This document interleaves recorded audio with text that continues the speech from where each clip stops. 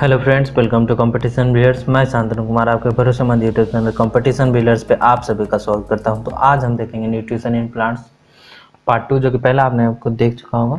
तो आपको पहले छूट गया होगा तो आपके डिस्क्रिप्शन बॉक्स में लिंक दिया हुआ, आप वहां से जाकर देख सकते हैं। तो आइए देखते हैं न्यूट्रिशन इन प्लांट्स पार्ट 2। तो अभी तक चैनल को सब्सक्राइब नहीं किया तो चैनल को सब्सक्राइब कर लें और वीडियो को ज़्यादा से ज़्यादा शेयर करें ताकि सभी लोग जुड़ सकें और सभी लोग देख सकें। तो आइए देखते हैं न्यूट्रिशन इन प्लांट्स, जो कि मैं आपको हिंदी में एक्सप्लेन करूंगा, जो कि हिंदी मीडियम वालों स्टूडेंट के लिए, सभी के लिए फ़ायदेमंद हो और सभी को समझ में आए, जो कि समझने में किसी को परेशानी नहीं हो। Okay, then let's start the other modes of nutrition in plants 1.3, जो कि 1.1 और 1.2 मैंने इसके पहले आपको बता दिया। तो now starts other modes of nutrition in plants. तो other modes of plants nutrition in plants को हिंदी में क्या बोलते हैं? पादपों में पोषण की अन्य विधियाँ। Okay, there are some plants which do not have chlorophyll। कुछ पौधे ऐसे हैं जिसमें क्लोरोफिल नहीं पाया जाता है। they cannot synthesize their food। वे भोजन संश्लेषित नहीं कर सकते। how do they survive and form? where do they derive nutrition? वे कैसे जीवित रहते हैं तथा वे पोषक किस प्रकार प्राप्त करते हैं। Like humans and animals, such plants depends on the food produced by other plants। मनुष्य एवं अन्य प्राणियों की तरह ये पादप भी अपने भोजन के लिए अन्य पादपों द्वारा निर्मित खाद्य पर निर्भर होते हैं। They use the heterotrophic mode of nutrition। वे विषम पोषी प्रणाली का उपयोग करते हैं। Look at the figure 1.5, जो कि आपको नेक्स्ट स्लाइड में आपको दिखेगा। 1.5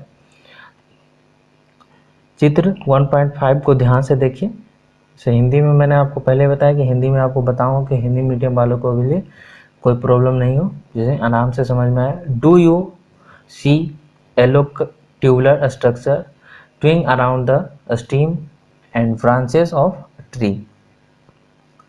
क्या आपको एक वृक्ष के तने एवं शाखाओं से लिपटी रस्सीनुमा पीले रंग का संरचना दिखाई देती है?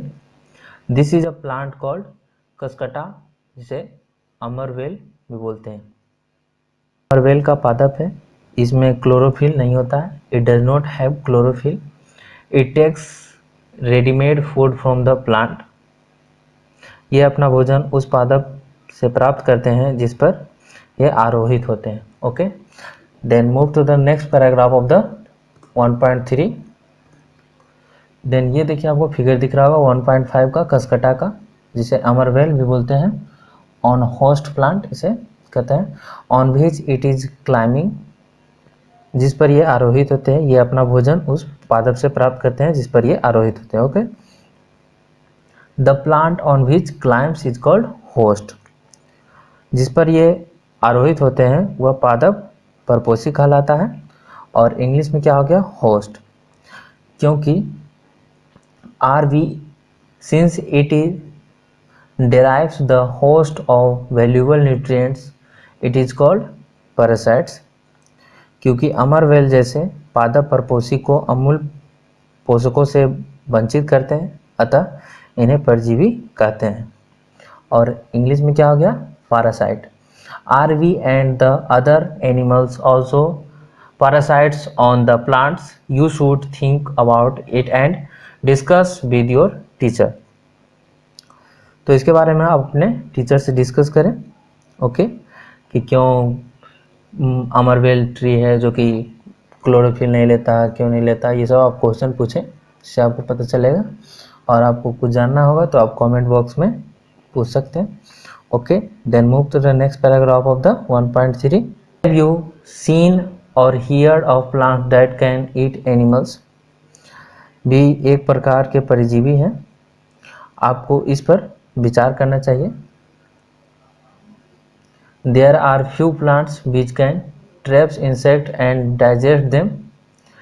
Is it not amazing? कुछ ऐसे पादप हैं जो कीटों को पकड़ते हैं तथा उन्हें पचा जाते हैं। Okay, such plants may be green of some other color। ऐसे पौधे हरे या अन्य किसी रंग के हो सकते हैं। Such plants may be green of some other color। Look at the plant in figure 1.6 जो कि आपको नेक्स्ट स्लाइड में आपको दिखेगा। The picture like structure is modified part of the leaf. यहाँ पे आपको दिख रहा होगा 1.6 जो तो मतलब pitcher plant showing lead and picture. Okay, जो कि यहाँ पे दिख रहा होगा ऐसे पौधे हरे या अन्य किसी रंग के हो सकते हैं।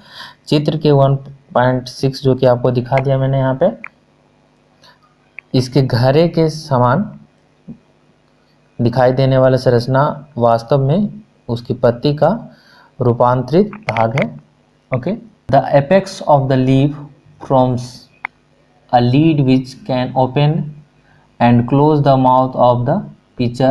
Inside the pitcher there are hair which are directed downwards. पत्ते के शीर्ष भाग जो घरे ढक्कन बनाता है। घरे के अंदर अनेक रोम होते हैं जो नीचे की ओर ढके रहते हैं अर्थात अधोमुख होते हैं। Okay,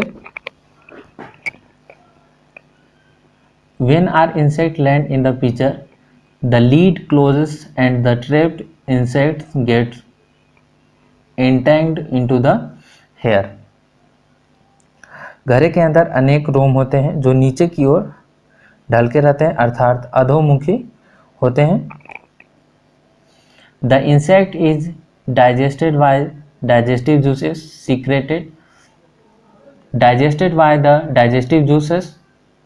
secreted in the pitchers. Such insect eating plants are called insectivorous plants. जब कोई कीट घरे में प्रवेश करता है तो यह उसके रोमों के बीच फंस जाता है। घरे में उपस्थित पाचक रस द्वारा कीटों की पाचन हो जाता है। कीटों के भक्षण करने वाले ऐसे पादप कीटभक्षी पादप कहलाते हैं, जिसे इंग्लिश में क्या बोलते हैं? Insectivorous plants. Okay, then next paragraph, is it possible that such plants do not get all the required nutrients from the soil in which they grow? क्या यह संभव है कि इस प्रकार के पादपों की मृदा से वे सभी पोषक नहीं मिल पाते जिन्हें उन्हें आवश्यक। तो नेक्स्ट टॉपिक क्या हो गया? सेप्रोट्रॉप्स। तो सेप्रोट्रॉप्स को हिंदी में क्या बोलते हैं? मृतजीवी। You might have seen packets of mushroom sold in the vegetable market. अपने बाजार में मशरूम, जिसे कि छत्रक भी बोलते हैं मशरूम, अपने बाजार में मशरूम बिकते देखा होगा। वर्षा के दिनों में वृक्षों की सरी गली टहनियों अथवा तनों की छाल पर छाते के समान संरचनाओं के गुच्छे भी अपने देखा होगा। You may have also seen fluffy umbrella like patches growing on rotting wood during the rainy season. Let us find out what type of nutrients they need to survive and from where they get them. आइए देखें कि जीवन पाप हेतु इन्हें किस प्रकार के पोषकों की आवश्यकता होती है और वे इन्हें कहां से प्राप्त होते हैं।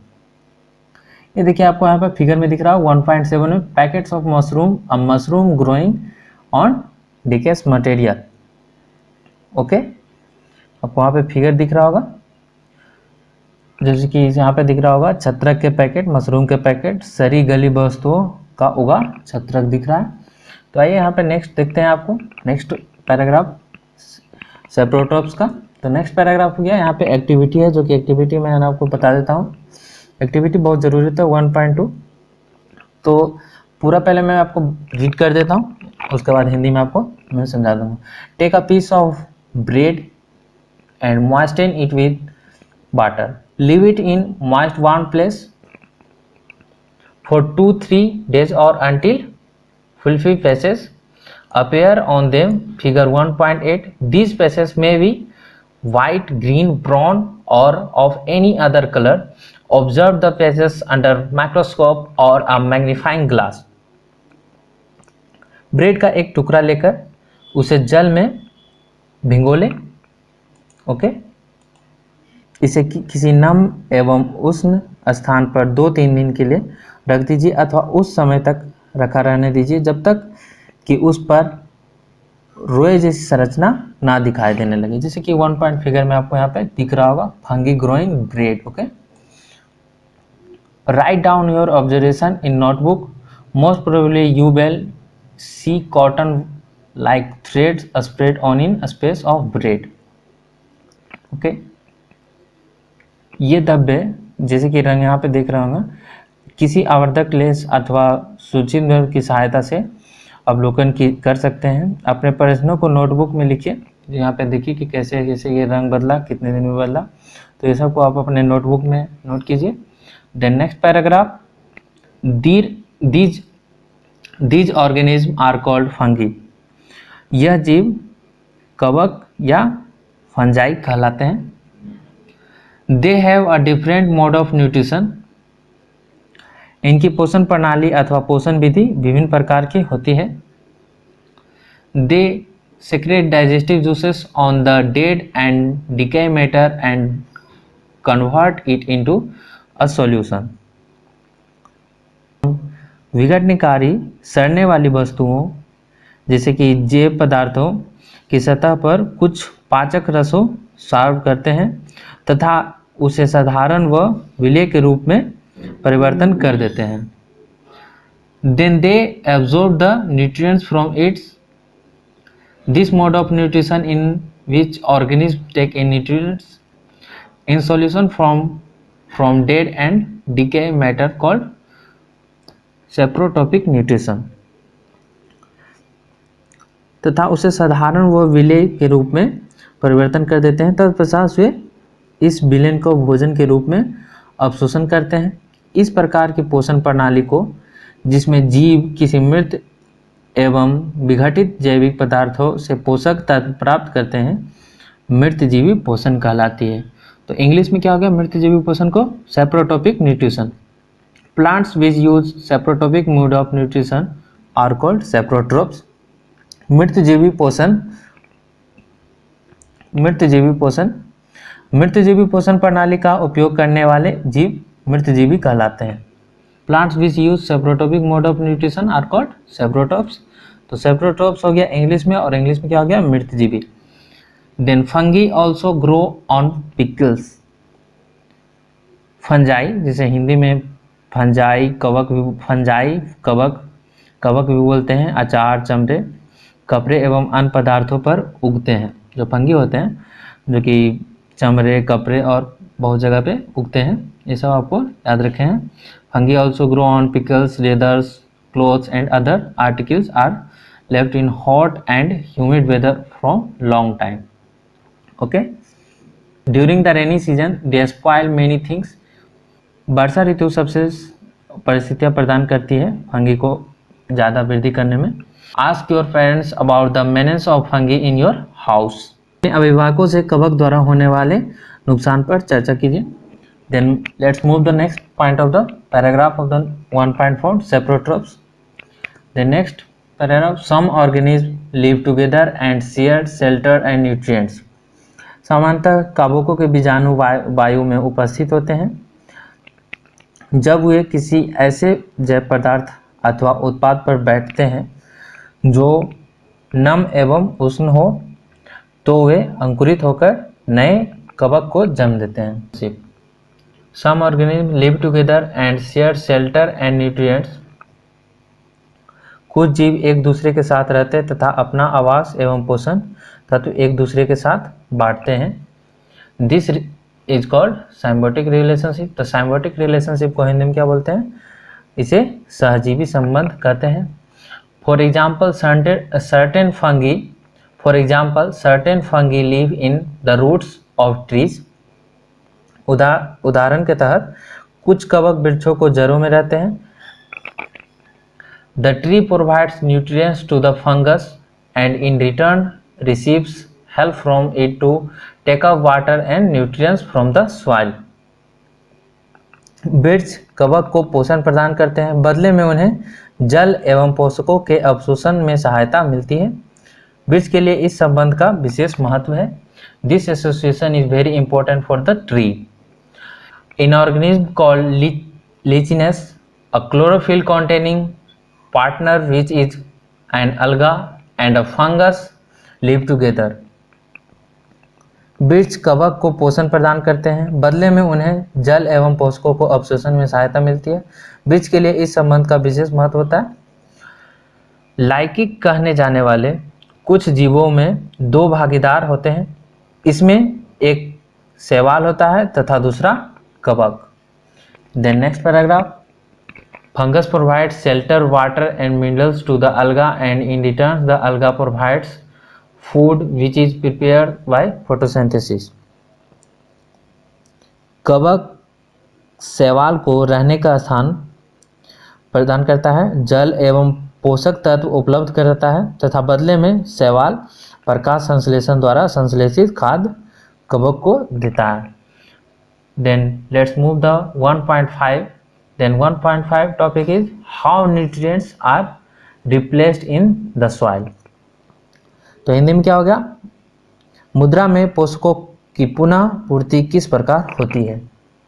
Have you scene farmers spreading manure or fertilizer in the fields or gardeners using them in lawns or in pots? Do you know why they are added to the soil? क्या आपने किसानों को अपने खेतों में अथवा मालिक को बगीचे में लॉन के मामलों को खाद अर्थात उर्वरक डालते देखा है। वे इन्हें मृदा में क्यों मिलाते हैं। Do you know why they added to the soil. Then next paragraph, you learn that plants absorb minerals nutrients from the soil.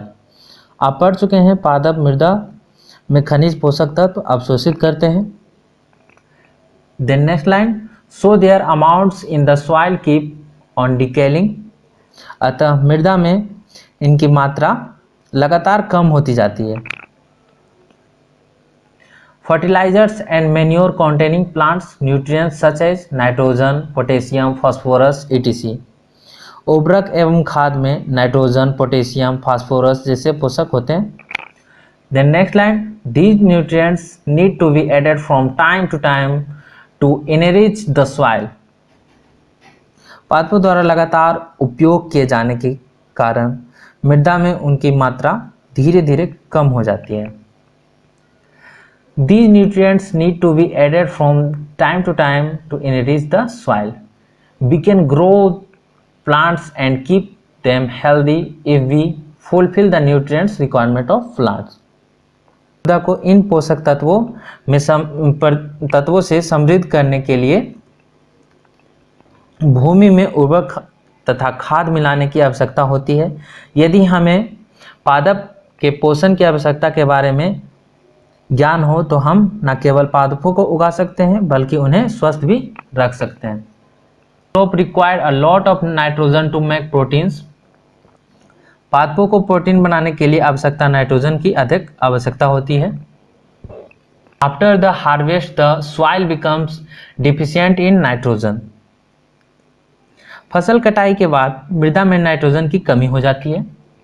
You learn that through nitrogen gas is available in plenty in the air, plants cannot use it in the manner they can use carbon dioxide.